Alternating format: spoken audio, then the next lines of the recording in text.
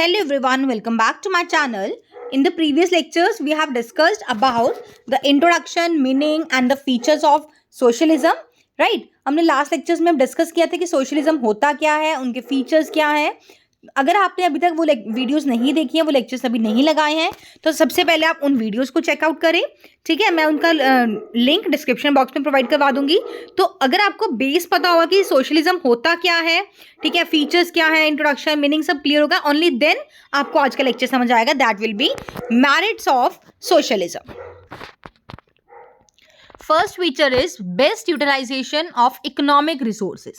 देखो, अगर आपकी इकोनॉमी में सोशलिस्ट इकोनॉमी है, राइट, तो जितने भी रिसोर्सेज होते हैं, चाहे वो आपका फिजिकल रिसोर्स है, नेचुरल रिसोर्स है, ह्यूमन रिसोर्स होगा, उन सभी रिसोर्सेज का बेस्ट एंड पॉसिबल यूटिलाइजेशन किया जाएगा. ठीक है, ऑर्गेनाइज्ड मैनर में यूटिलाइजेशन पॉसिबल होता है. तो क्या कहते हैं, economic resources are utilised in an organised manner. ठीक है, in a socialist economy these resources are utilised to promote social security and welfare. अब इस मतलब सोशलिस्ट या सोशलिज्म में जितने भी आपके रिसोर्सेज होते हैं, उनको इस तरह से यूटिलाइज किया जाता है कि आपकी जो सोशल सिक्योरिटी है उसको प्रमोट किया जा सके एंड सोशल वेलफेयर को ज़्यादा से ज़्यादा प्रमोट किया जा सके. Right, now second one is better solution to basic problems. This system offers better solution to such basic problems as what to produce and how much to produce. It discards profit motive or self-interest of the private enterprises. देखो, socialist economy, अब socialism अगर आपको याद हो तो वो एक ऐसी इकोनॉमी होती है जिसमें जितने भी आपके फैक्टर्स ऑफ प्रोडक्शन होते हैं ना, वो सभी कंट्रोल्ड एंड रेगुलेटेड किए जाते हैं बाय द गवर्नमेंट. अब जहां पर गवर्नमेंट का रोल है, इट मीन्स वहां पर वेलफेयर की बात की जाएगी. वहां पर जो आपका सेल्फ इंटरेस्ट होगा, सेल्फ प्रॉफिट मोटिव होगा, उस चीज को नेग्लेक्ट किया जाता है, उस चीज को डिस्कार्ड किया जाता है. राइट, तो यही चीज बोली गई है. एक तो पहली बात, ये आपको बहुत सारे बेसिक क्वेश्चंस का आंसर्स प्रोवाइड करेंगे, like what to produce, how to produce, how much to produce, who to produce, for whom to produce, है ना, कि मतलब प्रोडक्शन करनी है, जो भी आपके फैक्टर्स ऑफ प्रोडक्शन है, कब, कैसे, किस लिए, कितना यूज करना है, वो सारे इन आंसर्स का क्वेश्चन सोशलिस्ट इकोनॉमी में आपको मिल जाता है. राइट, एंड सेकेंड थिंग इसमें कही गई है कि इट डिस्कार्ड्स प्रॉफिट मोटिव. जितना भी प्रॉफिट मोटिव है, जैसे कि आप देख रहे थे कैपिटलिस्ट इकोनॉमी में, उस चीज को यहाँ पर डिस्कार्ड किया गया है, या फिर जो प्राइवेट एंटरप्राइजेस का सेल्फ इंटरेस्ट होता था, उस चीज को भी डिस्कार्ड किया गया है. Government is free to make use of the resources, keeping in view social interest, so that people may get goods and services they need.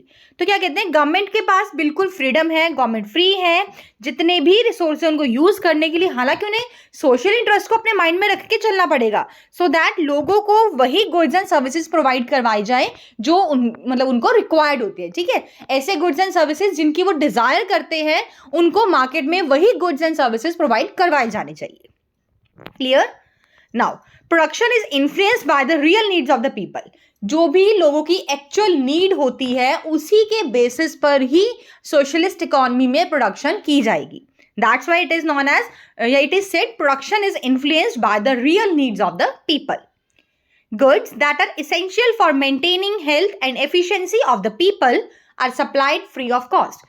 अगर कोई ऐसा सामान है, कोई ऐसे सर्विसेज हैं जिसके द्वारा या जिसकी मतलब एक पर्सन की हेल्थ के ऊपर मतलब मैंडेटरी हो जाता है, कोई आपको सपोज एक बेसिक राशन होता है, डीपूस में होता है, वो बहुत मिनिमम से प्राइस पे प्रोवाइड किए जाते हैं, ऐसे ही होता है. या फिर कोई ऐसी मेडिसिन है, आपने देखा होगा जो सिविल हॉस्पिटल्स होते हैं, गवर्नमेंट हॉस्पिटल्स होते हैं, आपको कुछ जो बेसिक मेडिसिन होती है ना, वो आपको फ्री ऑफ कॉस्ट प्रोवाइड की जाती है. तो यही कहा गया है कि ऐसे गुड्स जो कि इसेंशियल है किसी की भी हेल्थ को मेंटेन करने के लिए, कई बार वो गुड्स भी फ्री ऑफ कॉस्ट सप्लाई किए जाते हैं. क्लियर? नाउ थर्ड मेरिट क्या होती है, no wasteful advertisement. Unlike free enterprise economy, there is no wasteful advertisement under socialism. देखो, जब हमने बात किया था कैपिटलिस्ट इकोनॉमी की, है ना, उसमें कहीं ना कहीं आपकी जो एडवर्टीजमेंट्स होती थी वो आपकी वेस्टफुल होती थी. बट यहाँ पर बोला गया है कि जो सोशलिज्म है उसके अंदर कोई भी वेस्टफुल एडवर्टीजमेंट्स नहीं की जाती हैं. Goods and services are produced in accordance with the actual needs of the people. जो भी लोगों की एक्चुअल डिमांड होगी, एक्चुअल नीड्स होती हैं, सिर्फ और सिर्फ उसी के बेसिस पर ही गुड्स एंड सर्विसेज को प्रोड्यूस किया जाता है. Advertisements if any are informative in nature. अगर किसी एडवर्टीजमेंट की रिक्वायरमेंट पड़ेगी तो वो सिर्फ और सिर्फ एक इंफॉर्मेटिव नेचर ही होगी उसकी, मतलब उसका मोटिव सिर्फ इंफॉर्मेशन प्रोवाइड करना ही होगा, किसी भी कॉम्पिटिटर्स को बीट करना ये सब नहीं होता। Clear? Next one is less cyclical fluctuations. देखो साइक्लिकल फ्लक्चुएशंस ना कैपिटलिस्ट इकोनॉमी में बहुत कॉमन चीज होती है, जो कि सोशलिस्ट इकोनॉमी में आपको देखने को नहीं मिलती। तो यही बोला गया है, cyclical fluctuations which are common in capitalist economies do not occur under socialism. Situations like boom, depression, unemployment, overproduction, etc. do not raise their ugly heads. देखो होती तो हैं बट बहुत ज़्यादा एक्सटेंड तक नहीं आती हैं, वो अपने अगली स्टेजेस तक नहीं पहुंच पाती हैं। ठीक है? Economic stability is maintained by coordinating all the economic activities. जितनी भी इकोनॉमिक एक्टिविटीज हैं उन सबको कोऑर्डिनेट करके हम अपनी इकोनॉमी में, कैसी इकोनॉमी में, सोशलिस्ट इकोनॉमी में एक स्टेबिलिटी मेंटेन करके रखते हैं।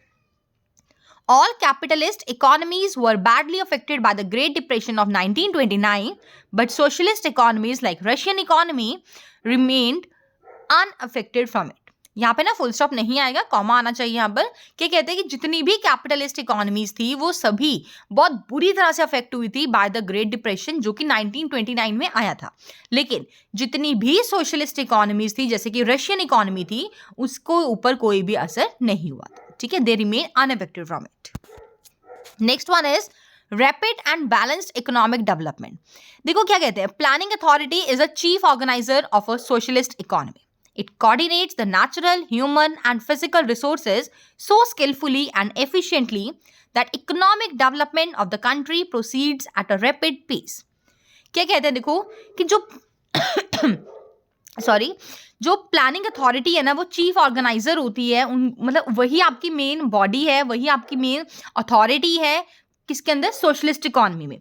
जितने भी आपके रिसोर्सेज हैं, इधर they are natural resources, human resources और फिजिकल रिसोर्सेज, इन सब को कोऑर्डिनेट करके इस तरह से स्किलफुली और एफिशिएंट के साथ यूज़ किया जाता है, सो दैट जो हमारी कंट्री की डेवलपमेंट है ना, वो कहाँ हो, बहुत रैपिड पेस पर देखने को मिले। ठीक है? It accelerates the pace of economic development by proper utilization of scarce resources. अभी जो डेवलपमेंट हो रही है वो कैसे होगी? जितने भी आपके कंट्री में, आपकी इकोनॉमी में स्कार्स रिसोर्सेज होते हैं, उन सभी को एफिशिएंटली, जुडिशियली यूज करने के बाद ही आपकी डेवलपमेंट पॉसिबल होती है। It seeks a balanced growth of all the sectors and all the regions. जितने भी आपके सेक्टर्स होते हैं, whether it's a primary sector, secondary, tertiary, any other sector, और ये जितने भी आपके रीजन्स होते हैं ना, उन सब की बैलेंस्ड ग्रोथ करने के लिए आपको हेल्पफुल होते हैं। Next one is no class struggle and exploitation of labour. There is no capitalist class. यहाँ पर आपको कैपिटलिस्ट क्लास देखने को नहीं मिलती है। It is a classless society and all its members work shoulder to shoulder. Consequently, there is no fear of class struggle. जितने भी members होते हैं इस इकोनॉमी में, वो कंधे से कंधा मिलाकर ही काम करना पसंद करते हैं। कोई भी क्लास नहीं होती है। ठीक है? कोई क्लास स्ट्रगल है ही नहीं, कोई रिच पुअर ऐसा कुछ नहीं होता, ना ही यहाँ पर लेबर को एक्सप्लॉइट किया जाता है। ठीक है? तो होगा क्या कि किसी भी लोगों के बीच में कोई फियर नहीं होता है क्लास स्ट्रगल का। Right? Unlike in capitalist economy, there is no strike by the employees and no lockout by the employees. ना तो employees के द्वारा कोई strike होती है, ना ही employers के द्वारा कोई lockouts होते हैं। ठीक है? बहुत smoothly functions perform होते रहते हैं। Everybody works as a member of a close knit family. There is no possibility of exploitation of labor. हालांकि काम मिल बांध के करते हैं, तो इस यही रीजन है कि यहाँ पे एक मतलब ऐसे काम करते जैसे वो बहुत एक ही फैमिली का सब पार्ट होते हैं। ठीक है? और यहाँ पर कोई पॉसिबिलिटी नहीं है कि लेबर को एक्सप्लॉइट किया जाएगा। Next one is less inequality in distribution of income. क्या कहते हैं, देखो being determined by the central controlling authorities, distribution of income is equitable in socialist economies. Socialist economy के अंदर जितना भी आपका डिस्ट्रीब्यूशन ऑफ इनकम होता है वो बहुत ही इक्विटेबल होता है, जस्ट एंड इक्विटेबल रहेगा। It is the constant effort of the government not only to minimise economic inequalities but also to abolish the same all together.